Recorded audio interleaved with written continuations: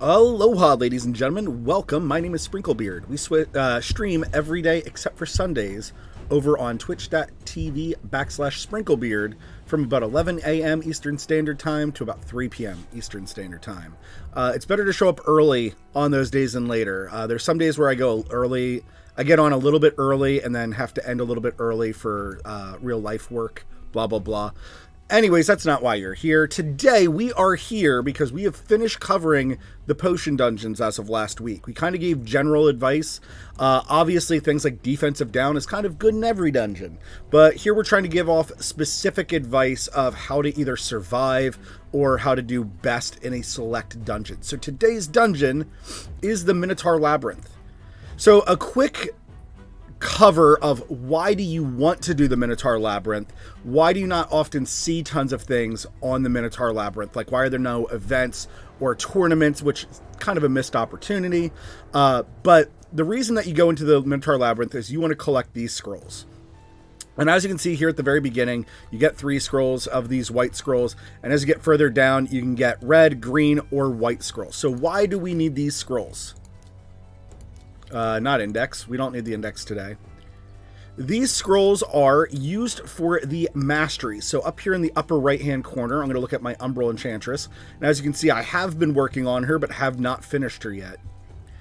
As you get white scrolls, so you need 100 white scrolls in total, that will let you access these first 2 lines of Masteries.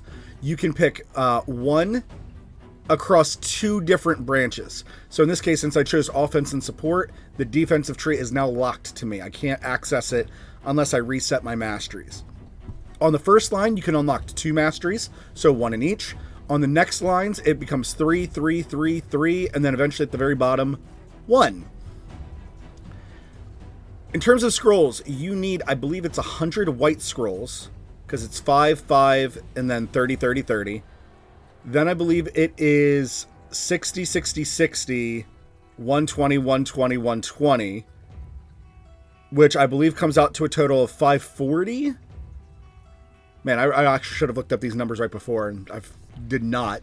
The last, though, are 200, 200, 200, and then 350 at the very end. So you need a total of 950 red scrolls. To tell you the truth, when you're doing these scrolls, when you do the whites and the greens, that's like 1/2 of your masteries. Do not think like, oh, I did all my white scrolls and now I'm like a third of the way through. Unfortunately, timing-wise, your whites and greens take just as long as just the reds, and you'll see why here in a second. These masteries give over passive bonuses. Some are damage reduction, some are increased damage, some are increased accuracy, some are increased healing. And the way that it works is that when you go into a dungeon, you have your 5-man party, right? You're probably, as a newer player, you're going to need all 5 people to conquer some of these dungeons. And you do want to get to stage 15 and farm that consistently. This is not a dungeon where, like, if you get to stage 10, oh, this is worth it for me to start farm stage 10. Scrolling a champion takes extremely long, and at minimum, it's around like 2,000 energy when doing it on stage 15. And this is where you get like the most scrolls. So by no means, like if you get to like stage 11, I honestly would encourage you to back off. You're probably going to be wasting energy at that time. And especially like if you drop a run, this is probably not even worth doing at all. That probably means you'll see other advice in the next video. Anyways, the way that this works is as you have a 5-man party and they go in, after you beat the boss, he will randomly designate one of your 5 champions to receive scrolls. So let's say for the sake of argument, we're talking, you're playing with Gallic, Aethel, Elhain, and Kyle, whatever his name is, and Ninja, right? It would be the worst 5-man party ever, but you made the 5-man party. It works. They're all in lifesteal set.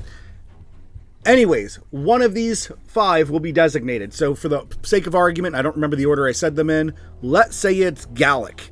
Gallic will receive scrolls. Now, he will receive white scrolls up until he reaches 100 scrolls. So in this case, it's 24 to 32. Let's say he just always gets 30 every single time. It will take him 4 runs to get those 100 white scrolls. Once his 100 white scrolls are done, he then moves on to green scrolls. He can no longer receive white scrolls under any circumstance. He will only receive green scrolls. Same thing, after he earns the, I think I said 540 earlier, it will then become red scrolls for him. Now, what happens if Gallic, that we said, has all of his white scrolls, but nobody else in the party has any white scrolls, right? You got a bunch of new champions. You didn't have them when you were first running Minotaur. That's fine. The game does auto-designate, like, hey, Gallic's receiving scrolls. He gets green scrolls this time. Hey, Kyle, he's getting white scrolls this time. He will get white scrolls. And it will do that collectively. When I did my first 5-man party, 2 of my champions got like a third of the way. They had like 200 red scrolls before a lot of my other champions were done getting green scrolls. I don't know why it fell on those champions, but it did. The last piece of advice here, and before we jump into the dungeon, and the most helpful, is after you get your other 4 champions done for scrolls, right? So let's say we already did the starters. Alhain, Gallic, Kyle, who else? Aethel. All of them are fully scrolled, right? We did all their scrolls. They were awesome. This means that your 5th person must receive all the scrolls, which is very, very helpful and very easy to scroll up a champion or finish doing their masteries in a very, very quick manner. So when I do this dungeon, we are going to be seeing that. My 4 champions here, Gensen, Skullcrown, Mashalad, and Farrakhan the Fat, or as I lovingly call Fatso. These 4 are already fully scrolled up, so they actually cannot receive scrolls anymore.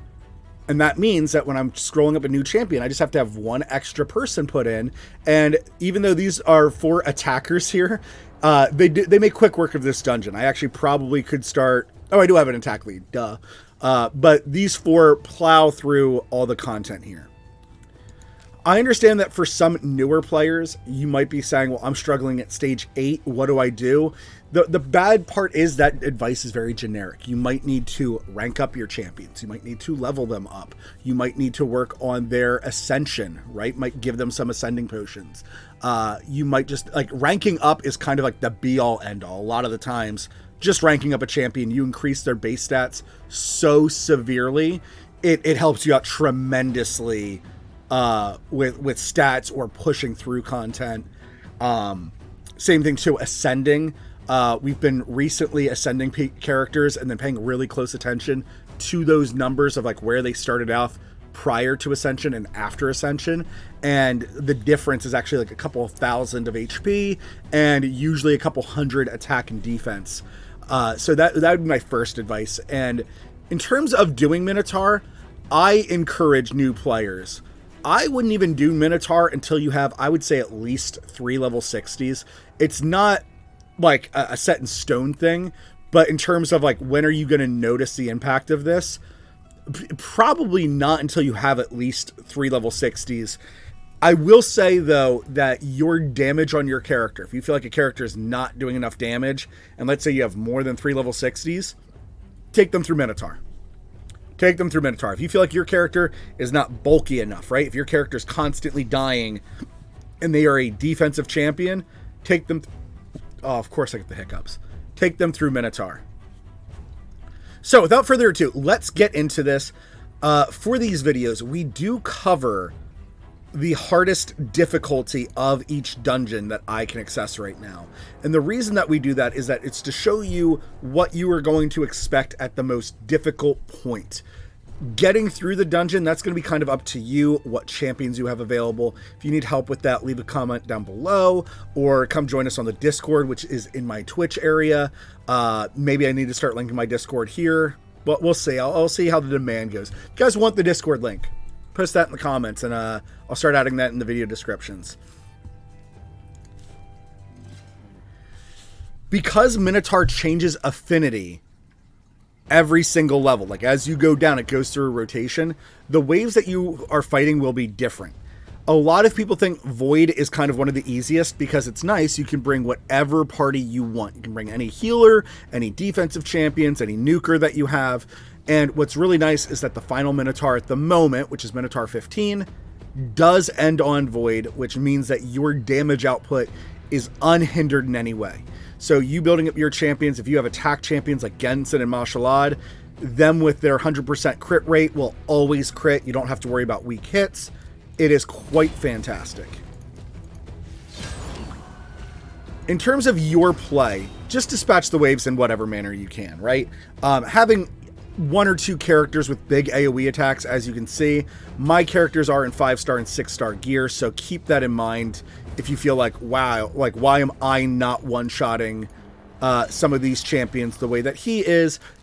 You're not comparing apples and apples, right? You're comparing somebody who's at endgame doing tutorials with a brand new player. I do have a brand new account, so if you guys want to see that brand new account, it's 30 days in, and then I've stopped playing it.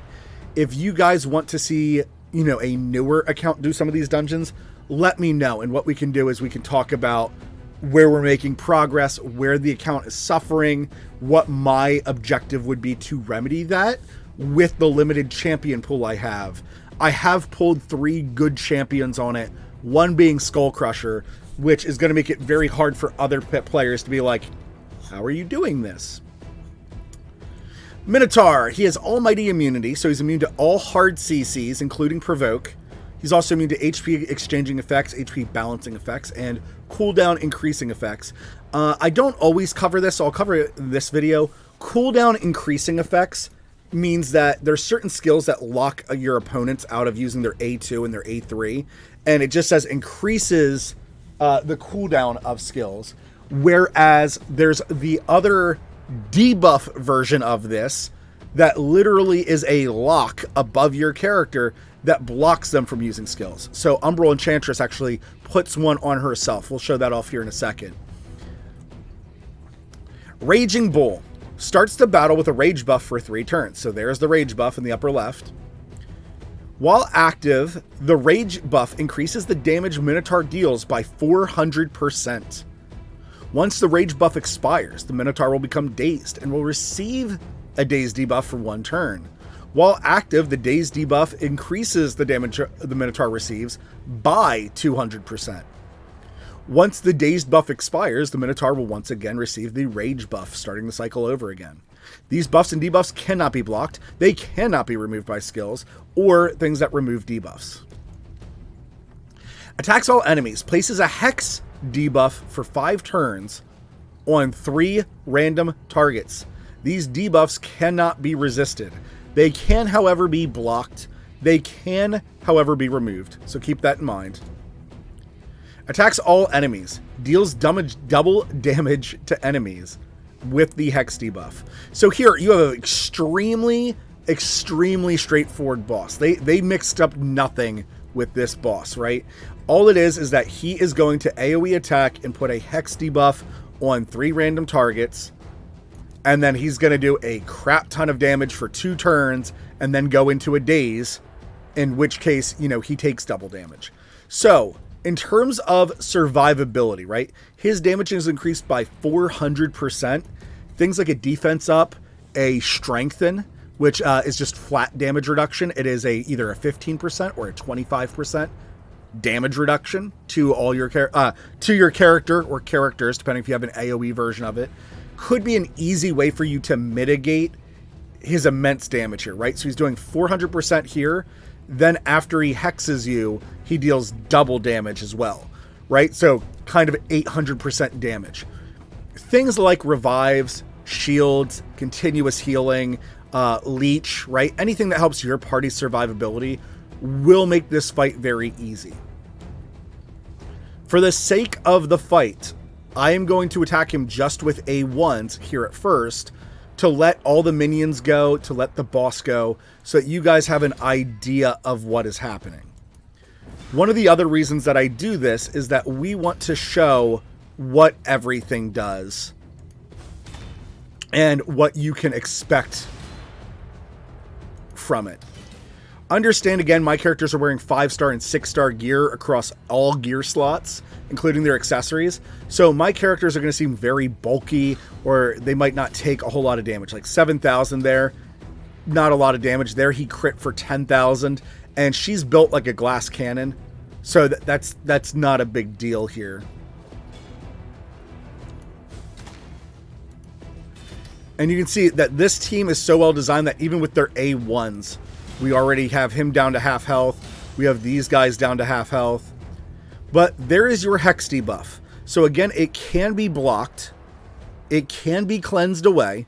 So if this is something that you're really struggling with, Spirit Host is a champion that is easily farmable and has both a cleanse and a block debuff in her kit to literally like just hard counter this boss. He might actually not get a second turn, guys. I didn't realize that I designed a party well enough to just straight up kill him right away. But as you can see, his little goatmen, right, his little satyrs here, they just run up and attack you. They're just doing extra damage. You can dispatch them. You can ignore them, right? By killing off the main boss here, you win the fight. So as you can see, we are up to red scrolls. So this number on the left represents how many you just received. So that's the game communicating to you who got the scrolls and how many did they receive. The number on the right is now their new total. So yes, even though I just gained 7, that does not mean 7 plus 139 gives me 146 red scrolls. It is saying I was at 132, and now that I've gained 7, I'm now at 139 red scrolls. This is impactful because this will stop you from having to go back and check your masteries, or if it's the very first time you're doing masteries, you might be really entranced and being like, oh, this is so much fun. What did my character get? And, you know, again, those thresholds are for the white scrolls, you need 5, but you need 2 sets of that. Then it's 30, and you need 3 sets of that. Then 60 for the green scrolls, and you need 3 sets of 60. Then it would be 120, which again, you need 3 sets of that. Then 200 red scrolls. So I'm at 139 out of my first 200. You need 3 sets of that. And then the last set is 1 set of 350. So here, let's edit the team real quick. I'm just going to put in, not you, because I don't really ever use you. Where's my apothecary?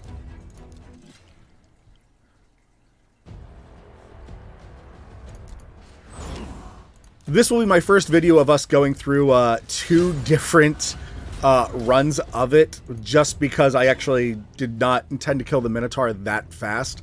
I did want to show off a little bit more of his content, and oops. It's a good oops. It's a really good oops. As you can see, eventually you can bully him out. So here, Umbral Enchantress, she puts the lock on herself.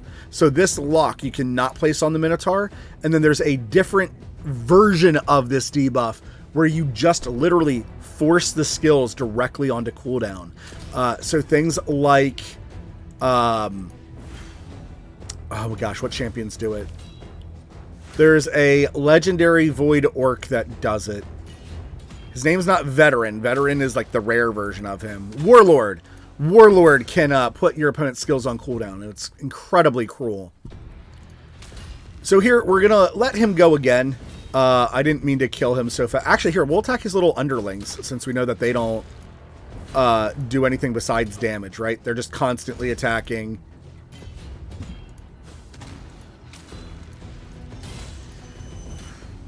So there's our Hex debuff. There we go. Just heal it right back up. We don't have to worry about it. If you feel like your characters are taking too much damage against something like Minotaur, upgrading their shields, right? That's a lot of flat defense increase. And then things like defense percentage could help you out if you're struggling on this. Healers are kind of my favorite way to deal with bosses like this.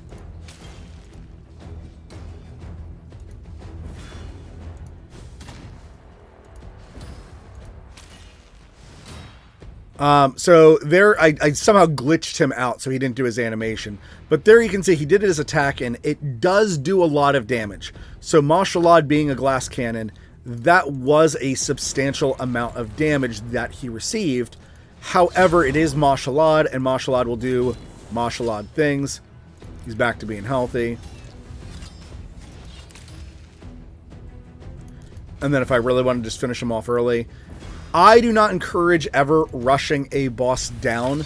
As you get higher levels, right, and as you get better gear, you will get to that point where you recognize, okay, this is where I absolutely can rush a boss down, or yes, I do have the damage profile. It just varies from account to account. So again, here, last run, we were at 139, but now we've gained 10, so now it's telling us we are at 149. I would say on average, right, you gain between 6 to 12 red scrolls. I would expect that you would get 9 on average. I know that's just the median or the mean. The big thing is when you're trying to predict how long this is going to take, it's roughly 2,000 energy. So when you have 130 energy, this is where you do have a very substantial choice, and you might not ever run Minotaur. Minotaur is kind of the one wildly optional dungeon in the game. I'm going to scroll down here to a champion that I'm using her in Faction Wars, but I almost never use. She has no scrolls. If you would like to, you can click Get All Scrolls, and you'll get every scroll you need to unlock this champion's masteries all the way up to rank 6. Champions still need to be required the rank when unlocking the masteries for the scrolls. So you can spend 800 gems if you would prefer, and they will give you the max scrolls here so that you can instantly just do all your masteries. The warning it gave is that, as you can see, this champion needs to be 5-star to access the red scrolls, and then needs to be 6-star to get that final mastery, which I have called a keystone in another video where we reviewed every single mastery and talked about where it would be good or why it would be good. So you could just use your gems. If you didn't know what else to use your gems on, you're like, I never use them on anything else, you could use them there.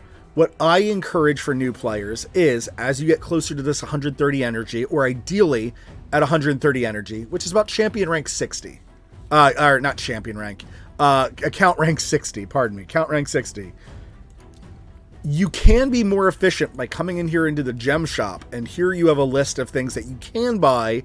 And some of them are like silly, like the name changer, clan boss key. A lot of people don't use that unless there's a very specific challenge going on, or maybe for CVCs if they're trying to kill multiple clan bosses all at once, maybe then. Anyways, buying, I call these flasks of energy, but buying an energy refill that will refill you to 130, or like give you an extra 130 energy. These flasks, when you buy these with gems and you're getting 130 energy, roughly costs you about 600 to about 650 gems to fully mastery a champion. The other thing about doing Minotaur runs, if you 6-star a champion, so here I'm going to show off Arbiter. So I've made her 6-star and I got her to level 55. From level 55 to 60 is roughly 5 levels of experience to fully master her. So if I run Minotaur, I can level up one champion. The experience is not great, so I would not do this for like any and all champions, but you can level up champions in there. You do get silver from each run, and you would save yourself some gems. The biggest thing is you are using up your time to do that. So for you, the individual player, you will have to make that decision and think about what's best for you. Why is that your best decision, right? A lot of the bigger streamers for this, so Hell Hades, Ash, Murder Inc., I think. Actually, I shouldn't speak for Murder Inc. I haven't watched enough of his content. A lot of them will encourage you when you have a brand new account for your starter. So whether it be like Ninja or Kale, well, I guess Ninja's no longer available, so I should stop saying Ninja, but so your Kale, your Elhain, any of those champions, a lot of the bigger streamers are saying you should save up 800 gems and unlock their masteries, because the extra damage that you get on an offensive champion, like an attack champion, from their masteries is so incredibly meaningful that it will help propel you further into the game and have a much easier time. I've helped so many new players that have gotten Ninja, but the same is pretty much true for players that have gotten like Kale or Aethel or Elhain and blah, blah, blah, that by putting their starter champion in the lifesteal set that you get for your first week of playing, and then plus 16ing that gear, everybody I know has been able to successfully get down to the 9th level in almost every dungeon very, very reliably, and then giving their extra gear to like whatever other champions that they have. I would recommend, right, that as a free-to-play account, it is much probably more worth your time to grind Minotaur manually. And I know that's going to be like really boring, or it might take you 2 or 3 days to finish your masteries on a champion or champions. But getting your gem mine unlocked, I think if you enjoy this game enough, right? If you foresee yourself saying, yes, I'm having a great time, I could easily play this for 3 months, right? Maybe you play it on your way to work, on a train or a bus. Maybe when you're with your kids, this is a good game that when they're playing on a playground, that it's a game that's easy to play. It is easy to look away from, which is my favorite part. It's very easy to pause what you're doing and, go take care of whatever else you need to do. And then you can just, open back up your phone and get right back to it. Occasionally you drop a match. It's not the end of the world. You lose minor resources that way, but that's also because people were abusing it, that if they knew they weren't going to win, they're force closing the game and getting an energy return on that. And after, hundreds of thousands of people doing that, they eventually said, okay, enough is enough. If people are dropping games intentionally, we need to stop giving that refund, which is a shame. But yeah, that is it for Minotaur. I hope that is helpful. If you have any more direct questions, right? If you are like, hey, I got Armina, is she good for Minotaur? It depends on who else you have, right?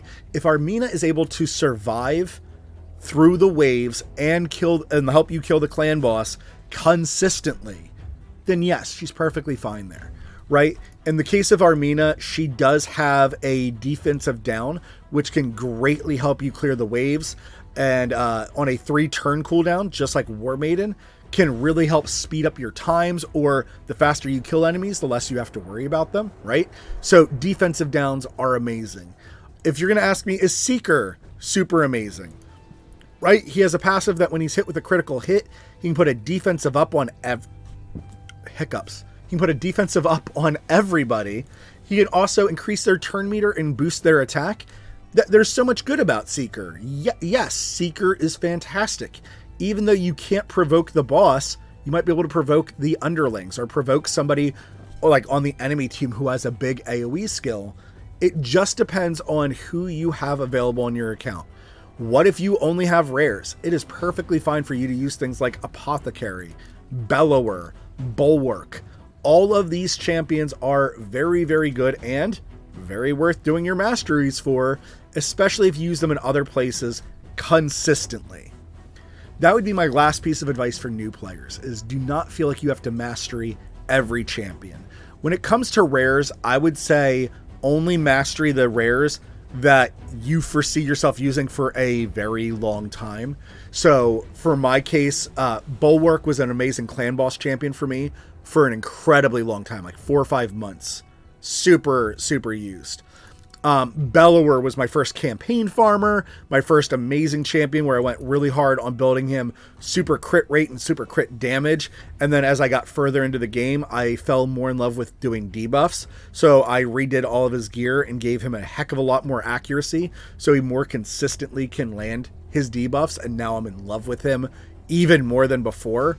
I unfortunately just can't use him enough now because I just have so many other legendary champions that fit together like puzzle pieces. When it comes to epic champions, it's kind of that same advice. If you're using the champion frequently, by all means, absolutely do their masteries. Here I have Vergis build up for a single clan or a single Doom Tower thing. Do I want to get his masteries done? Absolutely. It would help my time on that boss significantly. But, is he a rush character? No, because in all honesty, the only singular place I use him, I guess I use him in Faction Wars as well, but I use him in one room in the Doom Tower. That's it. Other than that, I actually don't use him that often. Whereas my newly gained Arbiter, I am going to be using. Or my Achak still needs to finish his masteries, and I'm going to be using him in a Spider 20 plus team. So for that reason, right, you need to be able to set up priorities on your account to determine Who needs masteries? Why do they need them? A perfect example would be your starter, depending on which starter it is. So if you have your Kyle, right, Aethel, Elhain, or Gallic, whoever your starter is, yes, you should do masteries on them. The singular exception would be is if you got an epic or a legendary that does their job better. And that's going to be an extraordinarily case-by-case basis that you might want to replace them. Understand one of the biggest reasons we want your starter up to 6-star kind of as quickly as possible is that then they're able to help make other characters into 6-star very quickly and very time efficiently. For anybody who doesn't understand what I'm going at with that is I recently made a challenge account where Death Knight had to be our strongest champion on our account. So I made a brand new account, gave Death Knight my best gear, and tried to make him into the most amazing dude that I could, and in 30 days. So 30 days is when I decided to end the account.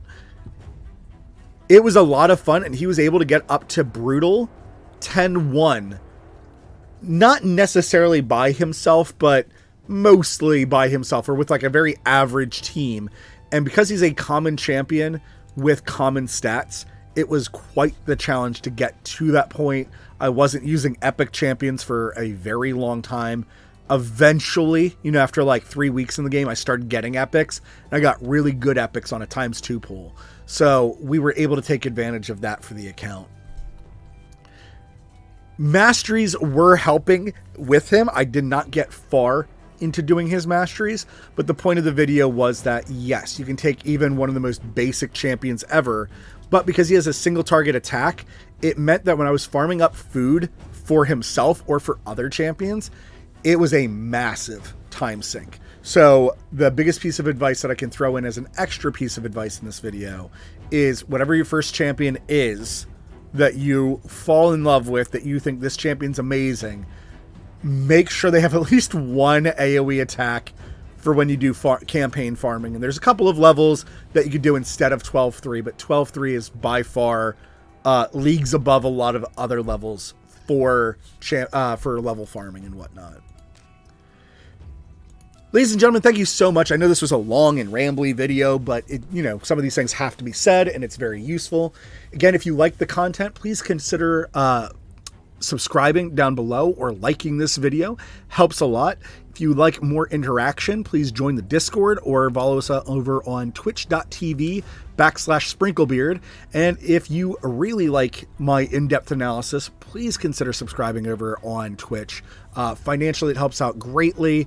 Means that I can make sure that I'm streaming every day, that I don't have to go out and get real jobs. Right now, I have a personal job that is paying enough, but I need it to pay a little bit more, right? So unfortunately, where I'm at financially now, it's one of those things. Yeah, I might need to pick up some more hours during the day. That's not your problem. Just liking, following helps a whole lot. Focus on those things first, right? If you like the content or if you want to interact with me, join us over on Twitch. And until that next time, ta-ta.